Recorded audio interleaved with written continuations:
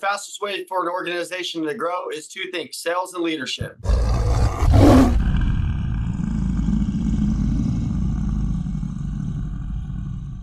So no matter who you have working for you, no matter what you're doing, if you could think about some of the things that I'm going to let you know about, man, you might just install them with your salespeople. If you see an opportunity to do this, you can use them in your life.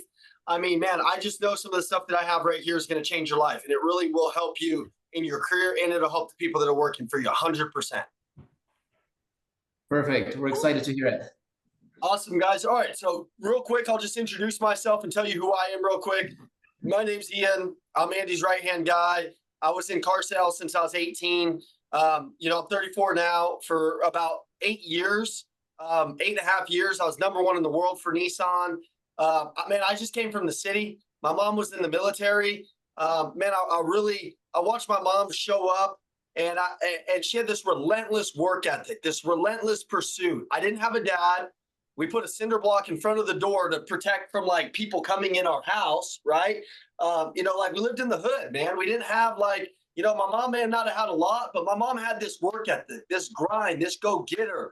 My grandfather was in the Marines and the wars and everything. And I saw, this mentality that I adopted and took into sales, and it helped me become the best at what I did. In my industry, there was nobody better than me. It's not me like saying something that I'm not. It's just, I know how to compete. I know how to win. I know how to take a salesperson or a leader and extract something out of them and give them something, because what I see in the world is a lot of people don't want it anymore. A lot of people, when they get around a frequency and they see something like this, they're like, damn, dude, that stands out. It's like a Lamborghini driving around the road. They don't see a whole lot of Lamborghinis, and then they see somebody that really wants to win. And really, that's what all of you guys want in the organization, is winners, people that show up, that want to deliver. But in order to lead somebody like that, in order to attract that into your industry, into your company, man, you got to become more. You got to do more. Man, I'm a level 10 player. I wouldn't go learn from Andy if Andy was a level 2 player. I'd like, dude, that wouldn't make sense, right? So I know how to break records. I know how to win. I know how to coach sales. I've been doing this for a long time. And I know that if you can transition some of this into your life, into your verbiage, into your business, it could change everything. And for my mom and for my grandfather, I just wanted to do right. Anybody ever have somebody that just believed in them like a lot? Man, I see a lot of people, they don't have people believe in them. And that sucks, man, because I had my grandparents that believed in me. A lot of people didn't believe in me. They told me I wasn't going to be anything. And then I was the one for my family, the person that showed up and changed everything for all of them. I created this business to be a 9-figure business in a few years, made a lot of money in sales. But ultimately, I just like who I see in the mirror. I like the skills that I've developed. I like the confidence that I have.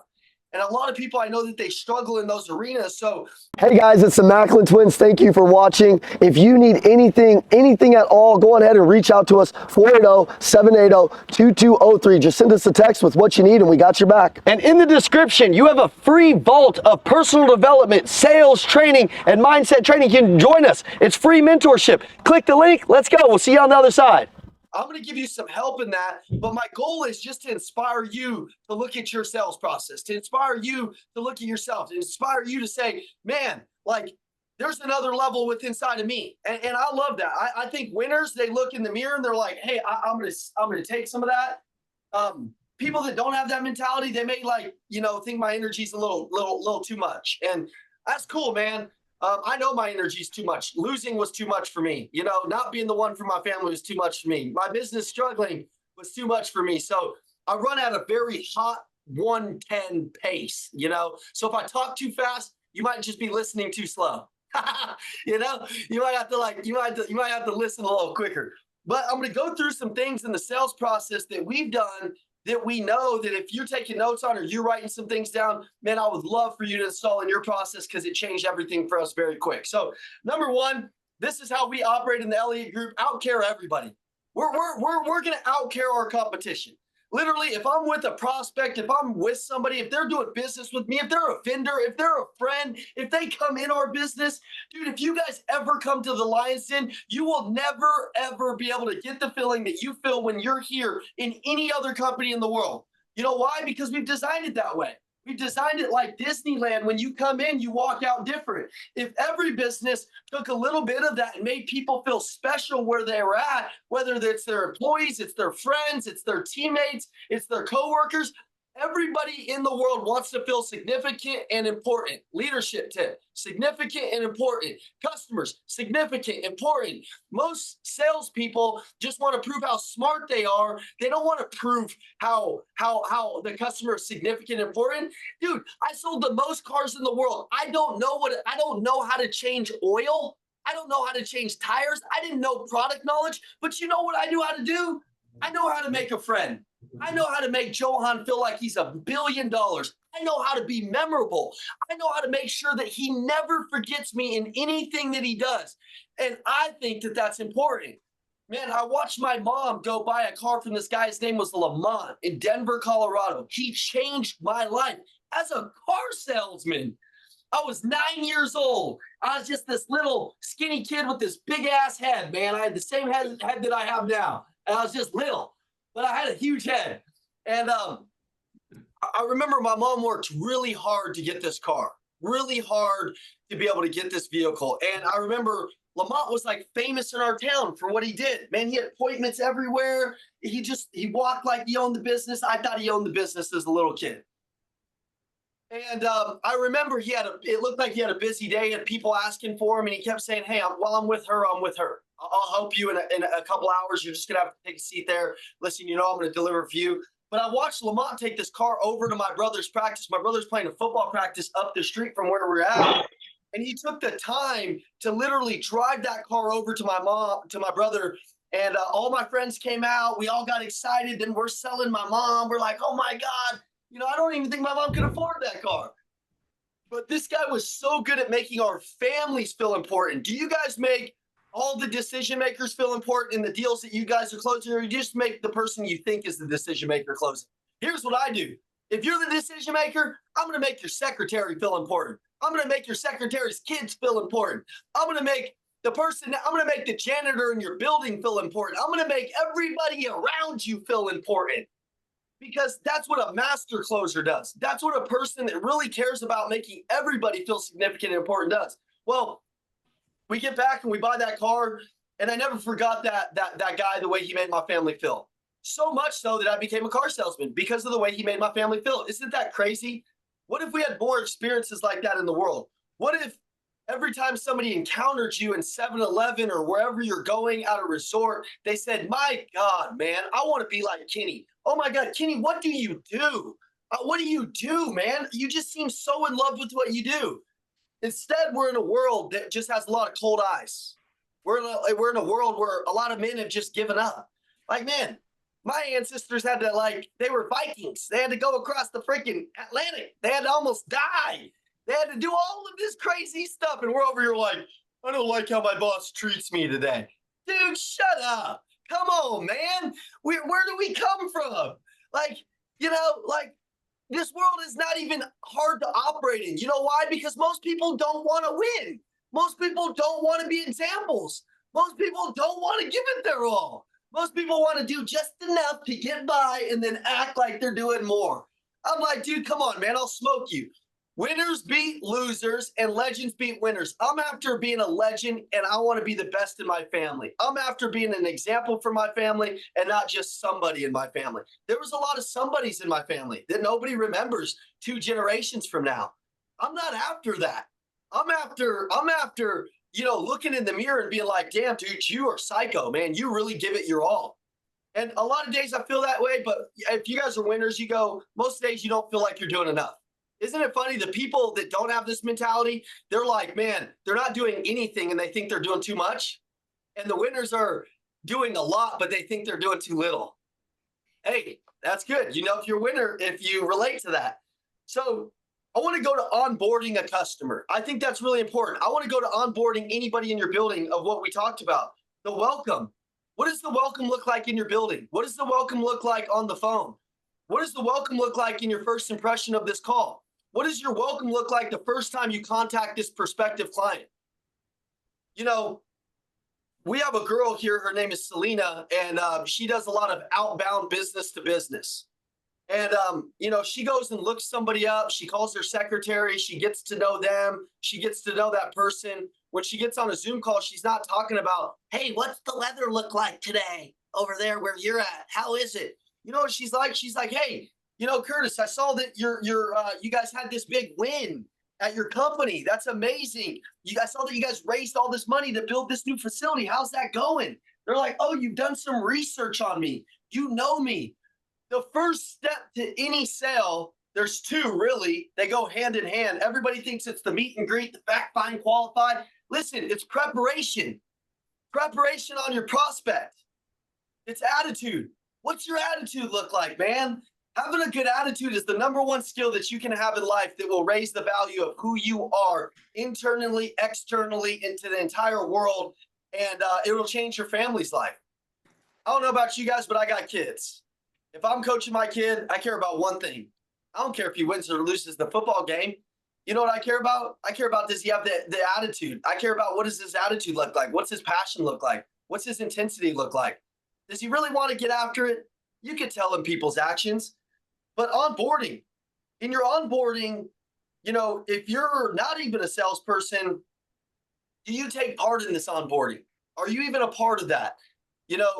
Anytime you're meeting somebody, you're onboarding them into your brand. You're onboarding them into your company.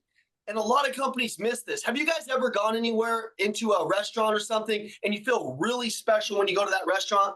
Have you ever gone to a company and you feel like, oh, I don't really know about this place? Everybody walks by you, never says anything. We got this 5-foot method, 5 foot. That means if you're within the arm's length of somebody, everybody goes up and shakes hands with you. Test it. When you're here at our building, if somebody walks by you and doesn't shake your hand or give you a hug, if you walk by them, that would be weird, but we would probably fire them. But honestly, they probably fire themselves, honestly. Have you guys ever been to somebody's house and instantly you can tell you don't want to be there just because of the vibe? That's most businesses, guys. Am I right? So what would we want to do if we were having a business and people were coming in contact with us? Would we want to make them feel so special? Yeah, on a phone call, an inbound phone call, an outbound phone call. Most salespeople are just trying to prove how smart they are versus connect with the prospect. If I was calling Kenny, I wouldn't even call him on that. I'd be like, hey, Kenny, hope you're having the best day of your life, man. I hope you guys are doing great over there, man. Nice to meet you, Kenny. I saw you on LinkedIn. I saw that you're doing XYZ. Man, it's great to get to know you here for a second, man. How's your day going? Those people are like, hey, I've got this product and I would like to see if it's a good fit for you. And we can talk about the sales product. Dude, they're so out on that. Man, can you guys feel when souls connect, when your soul can connect with another soul and you're like, gosh, I love that person. That's what we're looking for, guys. Secondly, face-to-face. Curtis, do we have people going face-to-face, business to business? Yes, absolutely. Frequency. Write down the word frequency. When somebody you're walking into somebody else's business, man, most people just look scared. And you can see it on their face. They're like, oh, I don't know if I should be here. Oh, I'm a bother. Oh, here. I'm going to give you a very important tip. Act like it's your business. Act like you've known them your whole life. Act as if. Act as if you already have the relationship. Act as if you've been there 1,000 times. Know who's going to be in that business. Be smart. Preparation. Remember? All right. I'd call the business. I'd know that the secretary is this name. I'd know who she is. When I got there, I would send a LinkedIn message and say, hey, Johnny, I'm going to stop by your business and give you something. I'll be there around 12. Send the cold message. Then when I show up, I'd say, hey, I got a message with Johnny. I got a meeting with Johnny. They'd say, what time? I just told him I'd stop in, want to give him something. Go there with the word reciprocity. This changes business to business forever. Reciprocity. I don't know about you guys, but I invested a lot of money in my clients. I invest a lot of money in my clients. If I'm meeting you and I'm going into your business, I'm going to go in there with something that's directly meant for you. I'll give you an example. When I was in the car business, I saw a lot of, salespeople just get destroyed by the kids because the kids would get off track. Kids would get tired. Kids get hungry.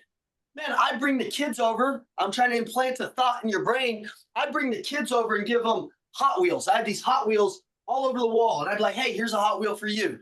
Hey, got some candy for you. Got these coloring books. I had coloring books right next to my desk. And I give these kids this stuff. The kids would be on my side. Who's going to be on your side in the business to business deal? A lot of times you think it's the CEO that you're looking for when really it's the VP, when really it's the sales director, when really it's it's not this big decision maker, it's this guy. You know, should you be going for him or should you be going and giving value and building up these other people so that way when you do get to the decision maker, they're like, that guy's next level, man. This guy is phenomenal. This guy has gone further than everybody else. You know what most people won't do right now? Go far. They won't. They'll just like, I tried that lead out. I tried to go knock on the door. Dude, your trying and my trying, they're two different things. They're two completely separate things. My trying is like, I'm going through the back door. I'm going through the side of the house. I'm going up, down, side to side. You know, I'm figuring, I got a thing called figure it out. I got a personality trait that's just called figure it out. Figure it out. Be the linchpin in the company. Do you guys know what a linchpin is? It's the person that moves the needle. You don't no longer have to own the business. You could be the person that moves the needle in the business. I'm the needle mover in this business. I am the top producer in this business. I walk like it. I talk like it. I act like it. No arrogance. When I show up, you know it. That's if you walk into a business to business and you look like you're just a role player in your company, you know, they're going to treat you like it. Am I right? They're going to treat you like it. If you walk in like, dude, this is my jam. I'm coming here to change y'all's life. The product I got, what I do, oh my goodness. Wait till you see this. Who do I need to talk to? I'll talk to everybody. All of you guys gather around. Come on in. Come on in. Man, the frequency. So face to face, what's your frequency? Appointments. Do you know who the prospect is? Do you know who the partners is? Do you know who you're really talking to? Who you're really going after? Do you really know who they really are deeply? Have you done a little bit of research on them? Number two, let's act like you went to a meeting. Offboarding. Write down offboarding. If I get done with a prospect and they didn't close, that's where most salespeople give up. The average salesperson in business to business follows up 2.7 times. Dude, the average deal is closed on the 8th to 9th follow-up. So most people aren't even giving themselves a quarter of a chance to close some of these deals. What's your follow-up look like? How creative is it? How creative is it? You know, I watched Selena get ghosted by a couple corporations this week, and she went on Amazon.com and she bought some Nokia phones. You guys remember Nokia phones? Remember those old phones? You know, she bought like 800 Nokia phones for like $200 or something, a big box of them. And she mails out these Nokia phones, and these are for the people that ghosted her, like just didn't call her back. And she wrote a letter and wrapped it on there. And she goes, I'm sending you a phone because it sounds like your phone's not working since you haven't been answering. Dude, 99% of the time they call her back. They're like, that was good. Hey, that was good. Guys, can I tell you something? We're all salespeople. We're all selling something, selling our kids to go to bed, our wife to fall more in love with us. We're all selling something. Okay? Dude, you have respect for people that are going far. Am I right? Like, have you guys ever been to a restaurant and the food sucks, but the waiter is just trying so hard that you're like, damn, I feel like I gotta give a tip.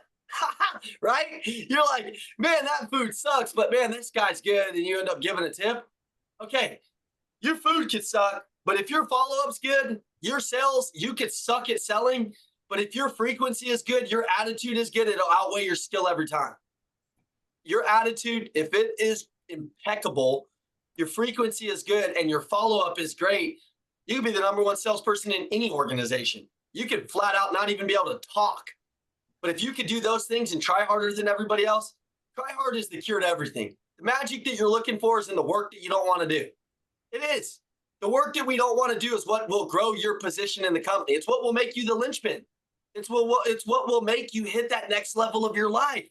The magic in your relationship, the magic in, if you lead people, we have these things in our company, we call them, we have a chief dream officer. And their job is to go around and figure out what everybody's dreams are so we can help them get to their dreams. Why? Because if you're just hitting your dreams and you're the leader, you're going to be very lonely and have a very small company very soon. Our goal is to have other people hit their dreams. Our goal is to sell them on them getting to their dreams and then helping them get there every single time, holding them to get to their dreams. Sometimes we got to sit down with wives and get them on board and figure out what's really going on in their family to really help them.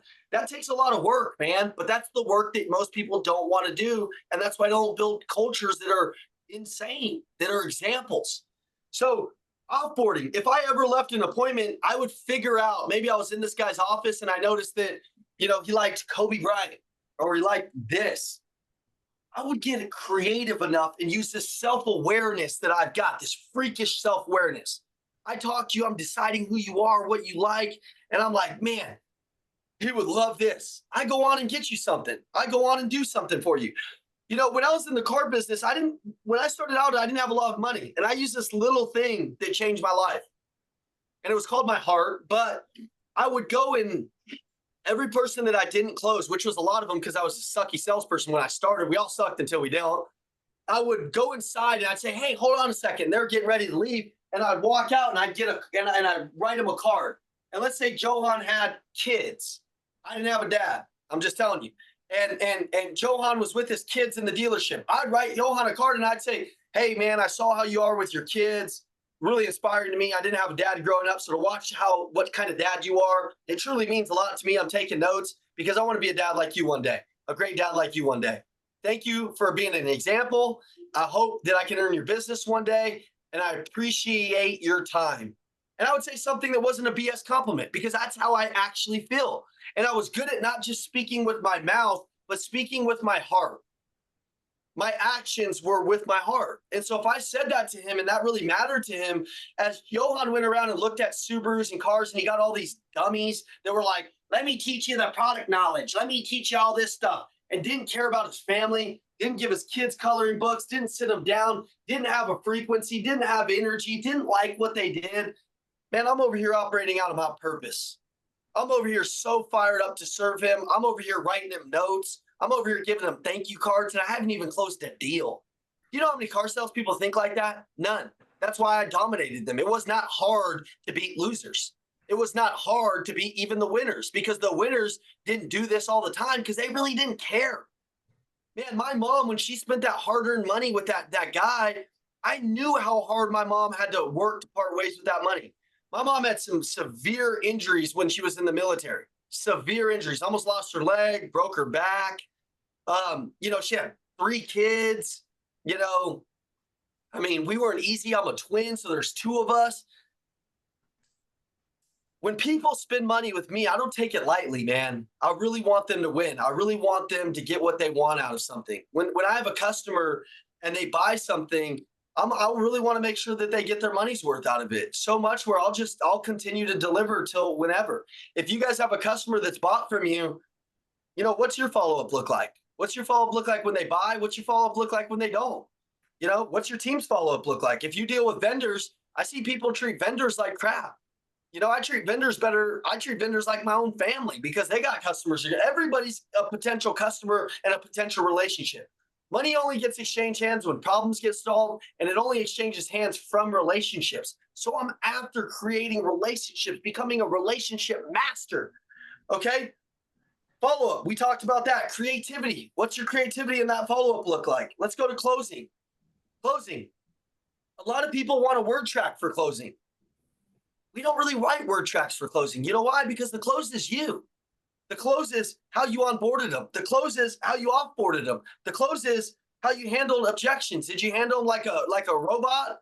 Or did you handle them like, hey, man, I got to think about it. Hey, man, I just think, I expect that it's a big purchase for you guys. We want you to know that, number one, no matter what you do, that we got your back. This isn't just a one-time thing. This is like us getting married for life. We're not looking for everybody. We're looking for the right people. And the right people are you. So listen, you trusting me, look in my eyes. This means a lot to me. This really does. So whether you do it today or you do it 6 months from now, just understand I'm after one thing, a long-term relationship. Okay, but do you believe that? The close is you. The close is your belief. The close is your enthusiasm. The close is your knowledge of the product. The close is your knowledge of them. The close is your preparation. The close is your mentality.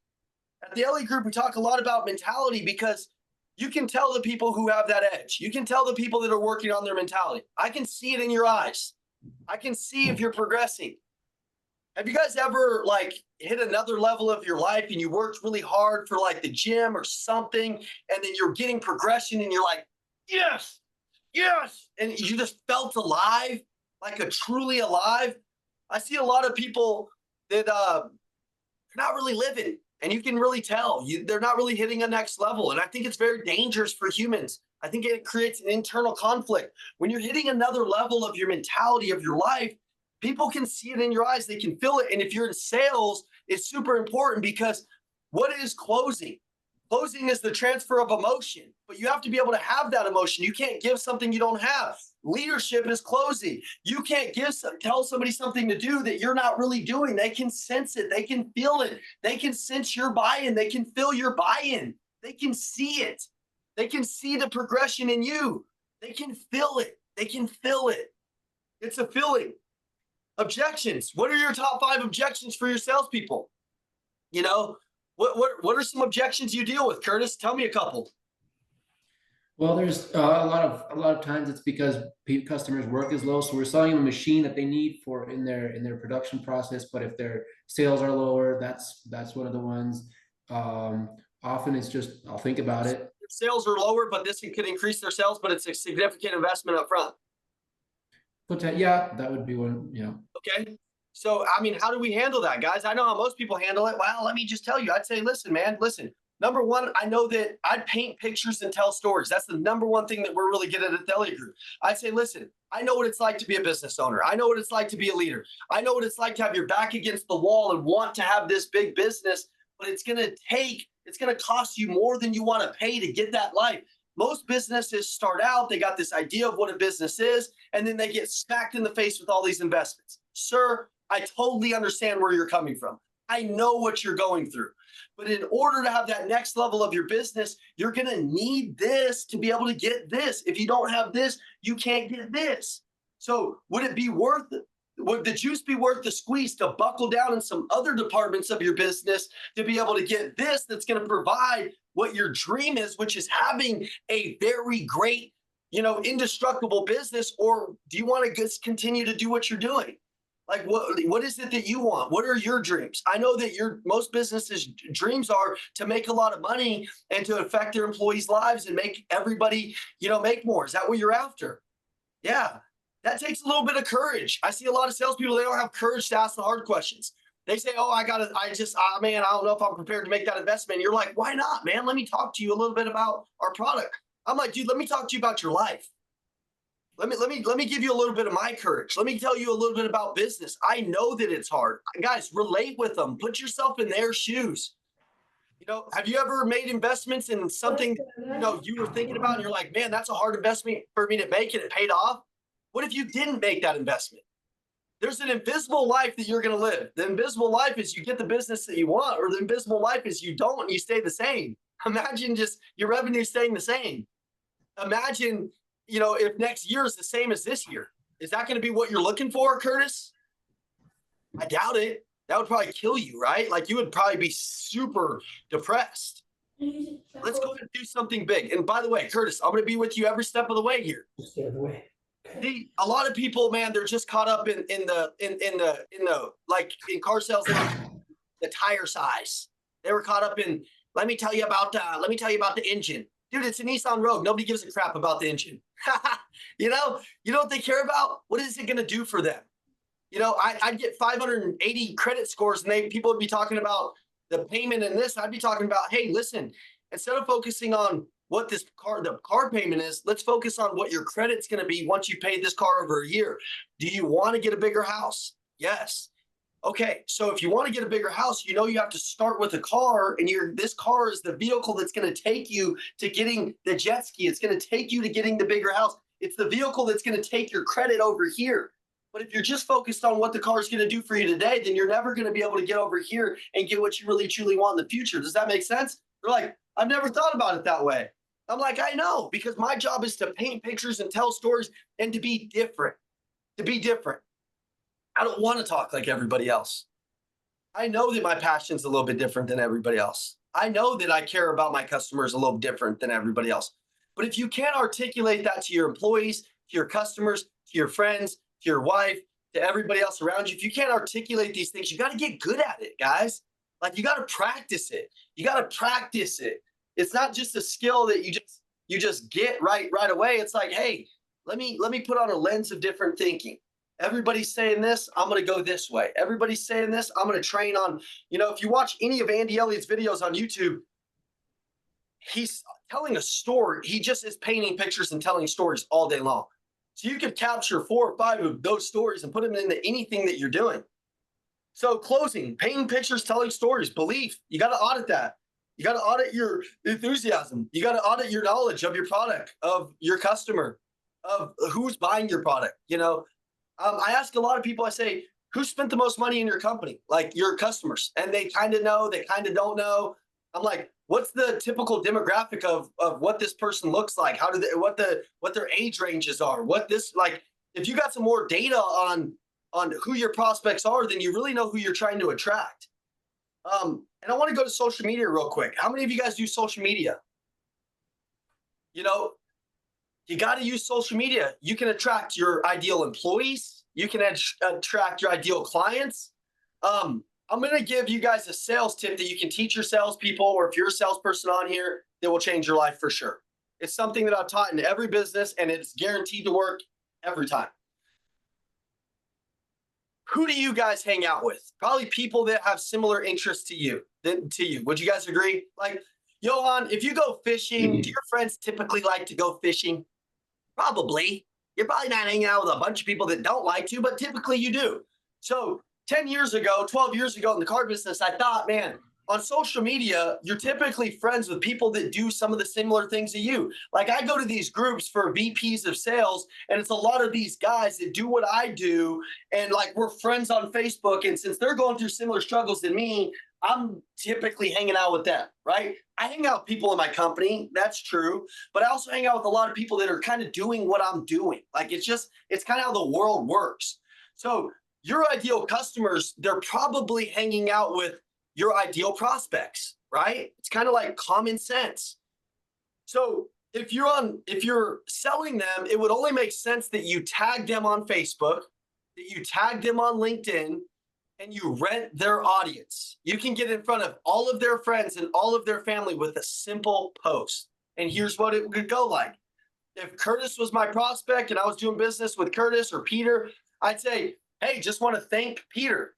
Not only is he one of the best guys that I know, he's a great father. He stands for some really good values. I've been able to partner with his company on XYZ, and I'm super thankful for this partnership. We're going to do this, this, this. If you ever have questions about these types of products, let me know. Super jacked about this relationship. You can text me at this phone number.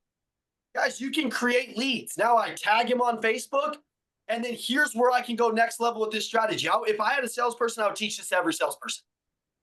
Every one of those prospects, if you tag them on Facebook, they're going to be his friends. They're going to be his family. They're going to be, people that, they're going to be those ideal prospects. And I would send each one of them a message. I would add them on we call it likes to leads. I would add those prospects. I would add them, see what they do. And I'd send them a message. I'd say, hey, listen, I don't know if you ever have any questions about what we do down here, but this is who we are. This is what we do. If you ever need anything, you can reach out to me. I'm the guy that helped Curtis. I'm a friend of his. Thank you. I appreciate you supporting our mutual friends posts. I appreciate that. Guys, you wouldn't believe we send thousands of likes to leads messages out every day as a company just so that we can meet people, just so that we can meet more people. And if you're a salesperson, what's your number one goal? Meet more people. And if Curtis is hanging out with a guy that does the similar thing to this, he's like, oh yeah, man, I saw that post. And he goes, yeah, I don't need something right now, but maybe in the future. Prospect, you got to get smart. You got to be thinking of ways that you can stand out into the market. But I want to go to winning mentality real quick. Those are a couple sales tips that you can use in your business. There are a couple things you can use to build mentality or build on your business. But I want to go to this winning mentality. And I've taught this a lot. And I think a lot of people lose track of these things as they grow. They kind of conform. They kind of forget a bunch of things. But I was thinking about this the other day, and I said, man, this would be a good one, man, for you guys to learn. I want you to write down a couple of your weaknesses right now, a couple of weaknesses, and I'll give you a couple of mine.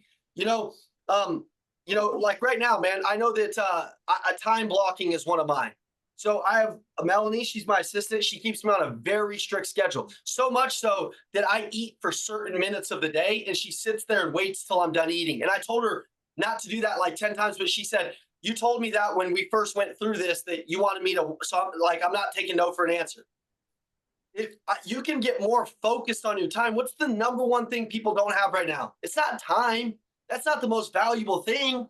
Time is not the most valuable thing. I don't care what anybody says. Focus is. Focus is. If I'm more focused than you 5 hours out of the day, but you have more time in the day, I'll kick your butt. Okay. So if I got more focus on what's actually important, which was one of my weaknesses, if you correct one of your weaknesses on here, you will grow. You'll have more confidence in yourself. As a salesperson, I see salespeople walking around and I'm like, what's your weakness? They're like communication, but then they never study it. I'm like, what's your weakness? Networking, but they never study how to master a stranger. They never study how to high level network. Okay. So I want you guys to write down a couple of your weaknesses. What is it? Hey man, I'll just tell you, I'll be vulnerable with you guys. My dad was an alcoholic and he was like a drug addict and he was just kind of a POS. Okay. But I, was in a car business. We promoted drinking a lot, going out a lot. I stayed away from that relatively a lot. But when I drink, I honestly feel like my dad. And no matter what anybody tells me, there's something going on with inside of all of you don't want to tell somebody else about. And if you don't correct it, then you don't really truly grow. And if you address it, you gain a new confidence, you gain a new level. But a lot of people don't want to correct what's really going on with them. They'll walk around on social media in public and they'll disguise it. Man, about exactly 200 days ago, I said, man, you know what? I'm drinking like once a month, which that's probably not a problem to most people. But even that once a month starts to create a problem with me, my internal dialogue, my own internal conflict. Now, salespeople walk around with this internal conflict all day long, and you can see the weeds growing on up here, but they don't ever correct this. So you could see it in their face. I could see it in leaders. They want their salespeople to perform hard, but they got this foggy bathroom mirror and it's not attractive. So mine was drinking. So 200 days ago, I cut out drinking. I'm on my 200th day today. And I said, I don't know if I cut it out my whole life, but probably. I mean, I feel really good about it. Honestly, I've earned a new level of respect for myself. I've said this a million times. I said I wasn't going to do it a million times. And then I always broke that promise to myself. When you keep promises to yourself, you sell at a higher level, you lead at a higher level, you believe at a higher level, your passion is at a higher level, everything is at a higher level. But it's all disguised in beating one weakness. I've got a personal trainer. His name is Aaron Williamson. He's online. He looks like a G.I. Joe. He trained The Rock. He trains Zac Efron and all this other stuff. And there's a difference in working out with him versus not working out with him. When I don't work out with him, I'm not that sore. Honestly, I don't really beat myself hard enough. I don't really work out hard enough. When I work out with him, it's I almost want to throw up in 5 minutes. I'm really sore. I'm going to challenge everybody on this call. I don't go home with you at night. I don't even know who you are, but you know who you are. You know what you're dealing with. A one percenter is a one percenter because when they go home and they get off of a Zoom call, if they really want to change, they'll go correct something and they'll act like this person, maybe that motivated, maybe it's me, maybe it's Andy, is with them all night long.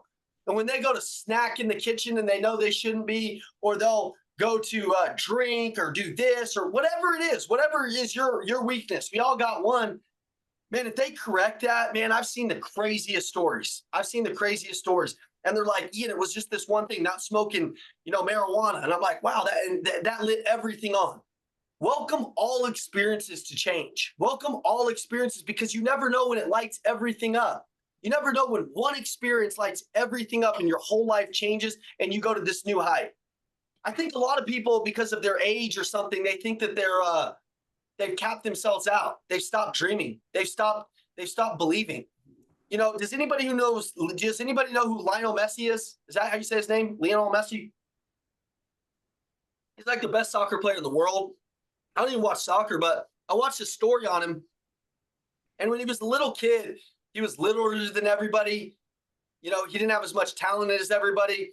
And he had to take this growth hormone that he had to stick in his arm. And he was a little kid. His mom said, "Here, I'll do it for you." And he said, "No, I'm going to do it every day." He did this little growth hormone, and he said he wanted to do it because he wanted to feel the pain and know he was doing it himself. And he played soccer every single day, even though they told him he couldn't. But he dreamed big, man. He said, "I want to be the best soccer player in the world. I want to be the best soccer player in the world." I walked around for 12 years with a Nissan store on my phone every day saying, "That's going to be my business. That's going to be my business." When I was in the business, people would come into my store and they'd say, "Dude, I'm here for the Macklin twins, the owners of the store." And I was 19 or 20 years old, but my frequency was like, it's my business. Even today, I honestly don't believe it's Andy's business. I actually treat him like it's not his business. I get mad at him and yell at him like it's my own company. Seriously. I mean, I do because I really believe it like that because it's my dream. I walk like it. I believe all owners want that. They want somebody who really gives a shit. Problem is, most people don't. Most people act like an employee, so they just stay one. I'm not an owner of this business, but it's sure as hell I treat it like it's my own because I have a big dream of what this business is going to look like. I have a big dream, and I know I'll take a big part in that. You know, but part of this winning mentality, I'm going to give you number one is dreaming big. Lionel Messi became the best soccer player in the world because he never gave up on that dream. What's your dream? Have you forgot it? Everybody write down A and then draw a line to B. Everybody has an A. I coach billionaires, and man, what I've learned is no matter where you're at in your life, we all have a place where we're standing right now and a place where we want to go. And we have a life that we envision. And for a long time, I thought my B was just making millions and millions of dollars. And then I made millions and millions of dollars. And then I wished that I was like younger again. When I was 21 years old, I was like, I can't wait to make millions of dollars. Now at 34 years old, I'm like, man, I wish I could be 21 again. You guys, what I'm saying? It's like you go through this loop. I've actually decided what true success is for me. And I think 8 billion people in the world need to realize what true success is for them. True success is waking up and knowing that you got an opportunity, being happy about where you're waking up, being happy, having a great perspective, having a great attitude. There's a lot of negative self-talk in this world, and there's a lot of negative self-talk in your brain. There's 80,000 thoughts the average human has every day, and 80,000 of them are negative. 90,000 used to be me. Now I probably only got about 5,000 negative self-talks, and I'm going to tell you why. It's because I take action on the shit that I actually tell myself that I want to do, and I'm very clear on what my B is. My B is waking up and knowing that I'm in full control of my life. Literally, full control. I literally think it'll rain because of me. And literally, like, there's nothing I don't think that's not in my control. So in turn, I have the ability to correct everything. I have the ability to truly live life by a design that I think that I can. I believe it. Now, all of the things that I'm telling myself, I have a sales meeting with myself. I'm hyper aware of what throws me off. I'm hyper aware of all of my loser characteristics in my DNA that honestly, that's probably the one thing I know I can't control is there's this Ian lurking in the mirror that wants to destroy my life every day. He wants me to quit. He doesn't want me to work hard. And that's my dad. Like literally, he's right there lurking in the mirror. He's like, don't do this, don't do that. And I fight that person every day. But my B is super clear. My B is that I'm going to wake up with a great attitude every day. My B is I do get to control whatever the outcome of the day is, 100%, good or bad. By the way, I'm super cool with failure. I have a great perspective on failure because Kobe Bryant said, man, I failed at making more shots than anybody in my lifetime. But the problem is losers, they get all down on failure. I'm like, boo, failure is the best way. Failure is how you succeed. Failure is how you make something big. Failure is the greatest thing for you. So even if I go to bed tired, feeling like a failure, I wake up hungry, feeling positive because I'm like, dude, I got this today. And no matter what, I get to control that. So my B is, listen, man, I always wanted to be able to take my kids to school in the morning. Honestly, I just did. I saw everybody in the car business never be able to take their kids to school in the morning. They were kind of like prison inmates. I was kind of like a prison inmate. Sometimes I still feel like, like I'm just running. I don't want to run everybody else's path. I do know this. When I wake up and take my kids to school in the morning, whether it's 1 or 2 times of that week, man, that's all the fuel I need because I'm so tapped into what success is for me. It's not just the money. It's not millions of dollars. It's not thousands of dollars. It's that, dude, I woke up this morning and I saw my baby laying on my wife's chest. And I'm like, man, that's a win for me. That's a win for me. That's super amazing. My win today was I got to go to the gym and move. My win today was like literally, I look for evidence in my life. I watch a lot of people do this. They win something today, but they don't even like, I'm not telling you to celebrate it and be like, oh, I just won, I'm killing it. I'm telling you to say, hey, dude, listen, if it wasn't drinking today, you woke up and said, hey, man, that's crazy that I'm going to sleep not drinking today. That's a win. I'm not an alcoholic. I'm not a drug addict. I did it for one day. Your win might be like, hey, man, I only go into 5 places business to business. I'm going to go into 10 today. And if you do that, you need to gather evidence that your life is changing, that you're this person, and you need to tell yourself that so you create a new identity. You can become whoever you want. The world has told you to do whatever, to conform to whoever you want, but you can be whoever you want. You can truly be like, what is that movie, Matt Damon, where he's flying around the world adopting all these personalities? He has like 95 different jobs. Has anybody ever seen that movie? What is that movie called? I don't know, but he flew around. And he was like, I'm going to be a pilot. So he put on a pilot's cap and he sold himself to be a pilot. He said, oh, I'm going to go work at this hotel and been general. And like, he just did whatever he wanted, man. You can too. Catch me if you can. Catch me if you can. That was a good one. But what's your B right now? What really drives you? What makes you happy? What fills your cup up? Do more of it. Do more of it and count it and love it, man. And really think about it. You know, but I have this little formula. It's dreams. If you lose track of your dreams, then you never feel like you're winning. You're never pursuing anything. You know why a lion is a lion? Because a lion is hunting. Because he's hunting. He's hunting. He has a mentality that he's out there getting it. And in life, it's not just about the goal that you're getting. It's about the pursuit of going out there and attacking something, capturing, killing that prey, and knowing that you're hunting. But a lot of people ain't hunting. So that's why they got the negative self-talk and they're just out there like, oh man, I don't know why I suck. I don't know why this. Dude, because you're not taking enough action. When you're taking enough action towards the dreams that you want, you're fired up. You're like, damn, yes, man, I'm going after it today. Whatever that means like to you. An elephant is an elephant because he's just sitting there eating grass, lazy. He don't even know what's going on. And then I bite his ear off.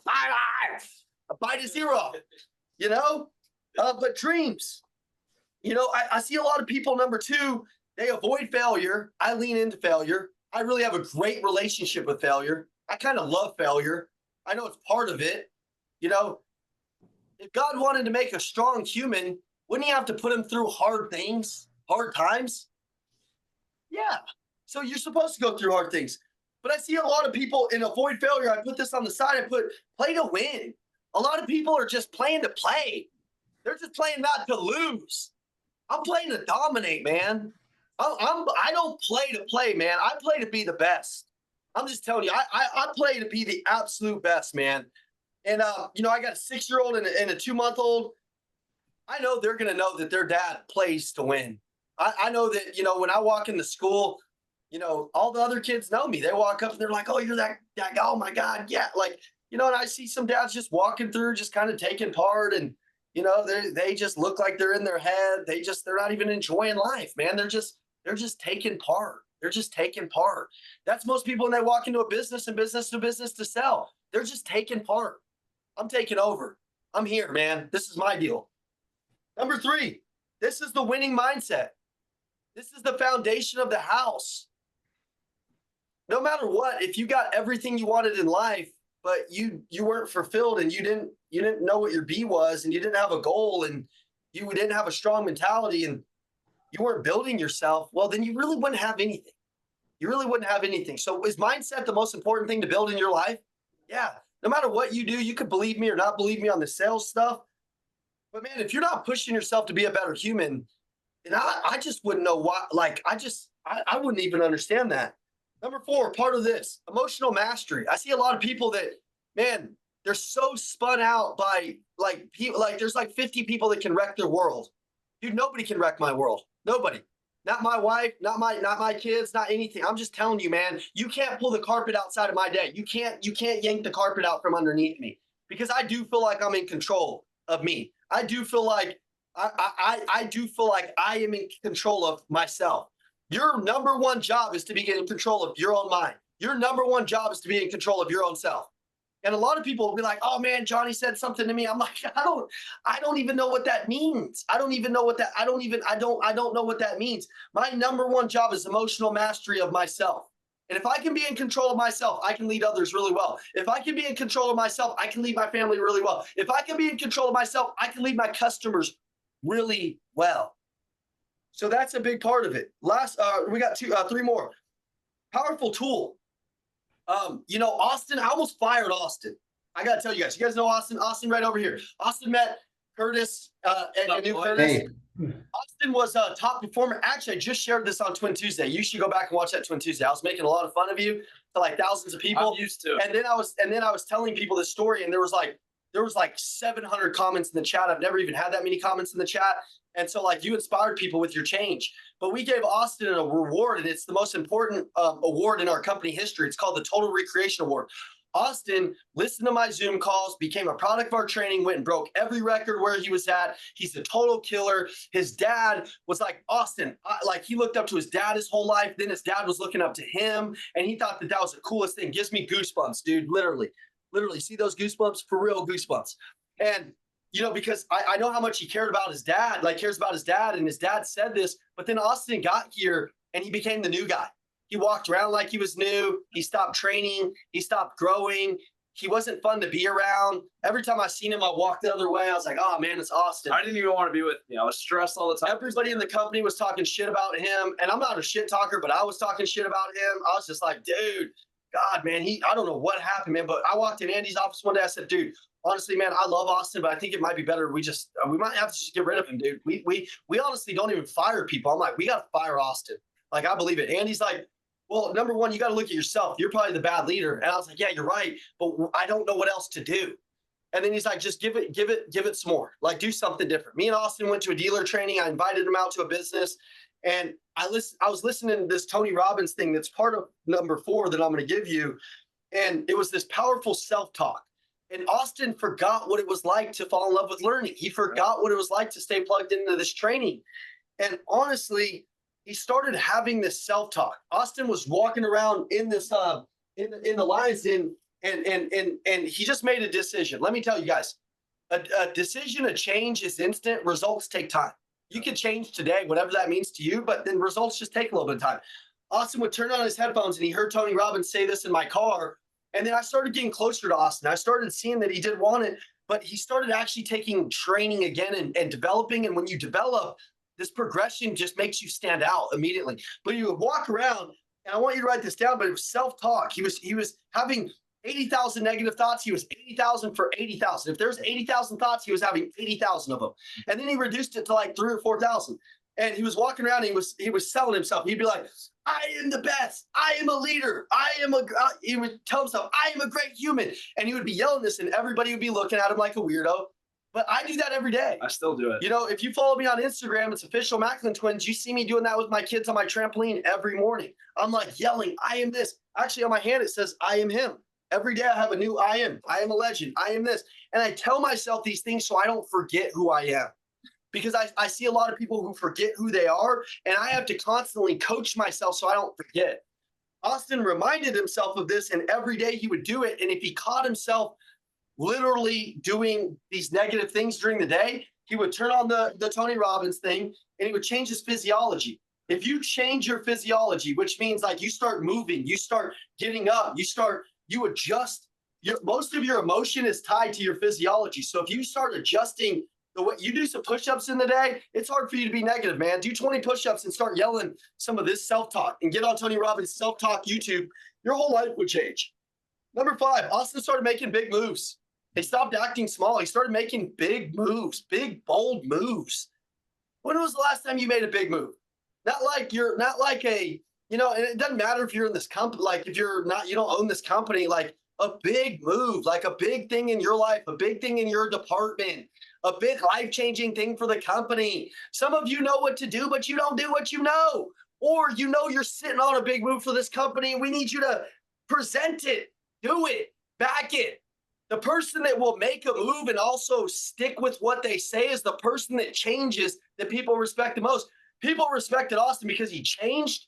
Yep. And then when he changed, everybody's like, damn, that's possible. He went from being one of the lowest producers to right up at the top. You know how he did it? He just decided. And then he started to back it. And then he started to find evidence that he was doing it. And that looks like this. Holy crap, I just did that and I'm changing. Holy crap, I'm not that anymore. Holy crap, I'm this guy. And then he sells himself. He's not even the same human. He's not even the same human anymore. Like, I actually enjoy being around him more than anybody in the company pretty much now. I'm like, bro, every time I see him, I'm excited because he's actually growing and changing and becoming. So there's a little phrase, B plus do equals half. B plus do equals half. Jim Rome coined it. I'm going to give you another one. When you become something, you can do something at a higher level, which means you can have something at a higher level. Okay. But you can also do something to become something and you'll have something. You can't have it before you're going to do it. But if you do something over and over and over and over and you're doing the wrong things, well, you're going to become the wrong person. But if you're doing a lot of the good things and you're becoming that, those two go hand in hand. You start getting more. You start attracting more.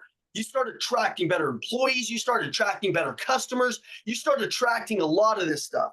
Okay. And then the last one, make it fast, man. Make your goals happen fast. You know, a lot of people say it takes 10 years to build this business, 8 years to build this business. I'm like, man, how much can we do in the next 30 days? How much can we do in the next 60 days? You know, if a company can do what it took, you know, the company that we competed with, they're a very famous company. It took them 12 years to get the amount of companies on our platform as it took us 2 years to do. You know what? We're just 10 times crazier, man. We just want it. We just want it. And if you're around me, I'm going to demand that you want it, because if you don't want it, then I'm actually promoting you to just to down the culture. You know, so I'm going to surround myself naturally with people who want it, because that's the kind of leader that I am. I'm gonna lead by example. I'm gonna be the hungriest guy in the room. Nobody can challenge me on that. And see, I actually think that. See, if I told you that and you're like, no, I'm hungrier than you, then you're probably a winner. If you're like, yeah, you might be hungrier than me, dude, you probably need to sell yourself on you're hungrier than me. Hunger is something the world needs to wake up and see again. You know, the hungriest person will naturally win. The hungriest person will naturally grow the biggest business. The hungriest person naturally will figure out all their problems. All your problems lie within your hunger. You know, if you're hungry to get in shape and become the best version of you, you'll stop eating tacos. You know, if you're hungry to grow, you'll get in shape. Like, you'll be doing push-ups in your wherever. You'll be approaching clients differently. Your clients will know. So today I wanted to talk to you about, this is the winning mindset. It's how you create momentum in your business. It's how you really hit the next level of every area of your life. And I really believe if you can take whatever you want from me, and maybe you don't take it all, but you know, Kobe Bryant had a coach named Tim Grover. And I was talking to Tim Grover the other day. He said, man, if I told Michael Jordan to shoot 500 shots, he'd shoot 5,000. And Kobe would do the same. Take whatever this means to you, man. I like to be the most coachable leader in the room. If Curtis tells me something, I'll figure out how to outthink Curtis. I'll figure out how to outdo Curtis in his own company. I'll figure out how to outthink him. I'll figure out how to add more value. I'll stay up all night for 900 days straight. Like, I'll die doing it. I really don't care. Everybody wants to go to heaven, but nobody wants to die. I'll straight up die doing what I'm doing. Man, I'll give it so much, where literally I was driving home 3 weeks ago and I thought I was having a stroke because my eye was going down. I had to pull over the car. I had to get out. And my wife's like, well, that's what happens when you don't sleep for 3 days, Ian. And I was like, well, you know, I just got a lot going on. And she's like, yeah, but you're going to die doing some of the things you do. And I'm like, hey, that's a life worth living. Most people aren't living a life worth living. I'm trying to live and give it my all. And I'd much rather give it my all than play small. So I would hope that maybe you can take away a mentality of give it your all. What are you really capable of? What are you going to be known for in this company? Curtis, you guys are out building a big, badass company. It's going to take 20 times more hunger, 20 times more skill. It's going to be 20 times harder than it's going to be. And you're all going to have personal problems try to come in the way along the way. You know how you get rid of those personal problems or defend yourself from them? Become mentally strong. We become physically strong so the world can't attack us. We become mentally strong so we can't attack ourselves. You can become your worst enemy, or you can become your greatest supporter and your greatest ally, just based on doing the freaking work and getting stronger. So, guys, I want to thank you guys. I want to tell you guys I appreciate you guys. I really like, Curtis's passion. He's like, man, I just want to build even better team members. He's like, man, I believe in these guys. They're amazing. They're worth investing into. They're worth growing. Man, I never had people that did that. You know, I just don't even know what to think about that. That gives me goosebumps again, man. You know, it's like, but I might let myself down sometimes, but if somebody believes in me, I won't let Andy down. He believes in me. I won't let him down. You know, I just don't let people down that believe in me. I won't let my kids down. I will let myself down. But when I attach my work ethic and my mentality to other people like Curtis, and I won't let you down. So I appreciate you guys. Hopefully you got some value. Did anybody get some value out of this? You didn't get some value? Yeah, great, man.